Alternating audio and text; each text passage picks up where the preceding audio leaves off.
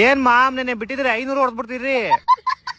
ನಿಮ್ ಟೀಮ್ ಅವ್ರ ಸಂಜುನೇ ಬೇಕು ಅಂದ್ಬಿಟ್ಟು ಪಾಪ ಜಡೇಜನ್ ಕಳಿಸ್ಬಿಟ್ಟು ಕರ್ಕೊಂಡ್ರಿ.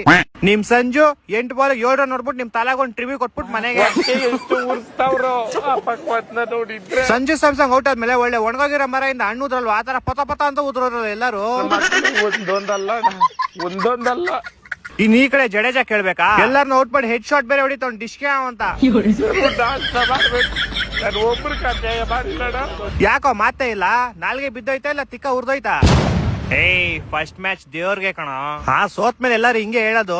ನಾನು ಸೋಲೋರ್ನ ನೋಡಿದೀನಿ, ಈ ತರ ಈನೇ ಯಾಕವಾಗ ಸೋಲು ಚೀ. ಲೋ ಆಲ್ಮೋಸ್ಟ್ 20 ಓವರ್ಗೆ 127 ಯಾರೋ ಹೊಡಿತಾರೆ. ನಮ್ ತಲಾ ಇದ್ದಿದ್ರೆ ಹಿಂಗೆಲ್ಲ ಸೋಲ್ತಾ ಇರ್ಲಿಲ್ಲ ಕಣಲಿ. ನಿಮ್ ತಲಾ ಇದ್ದಿದ್ರೆ ಇನ್ನೊಂದ್ ಹತ್ರ ಎಕ್ಸ್ಟ್ರಾ ಹೊಡ್ಬಿಟ್ಟು ಸೋಲ್ತಾ ಇದ್ರಿ ಅಷ್ಟೇ. ನಮ್ ಕಡೆ ಬ್ಯಾಟಿಂಗ್ ಇನ್ನು ಸೆಟ್ ಆಗಿಲ್ಲ ಕಣ, ಸೆಟ್ ಆಮೇಲೆ ಕೊಡ್ತೀವಿ ನೋಡು. ನಿಮ್ ಬಾಲಿಂಗು ಬಾರಿ ನೋಡ್ಬಿಟ್ಟು ಬಾರಪ್ಪ. ಚಿಕ್ಕ ಹುಡುಗ ಸೂರ್ಯವಂಶಿ ನಿಮ್ ಗಾಕ್ ಅನ್ಸ್ಬಿಟ್ಟು ಹೋಗ್ಬಿಟ್ನಲ್ಲೋ.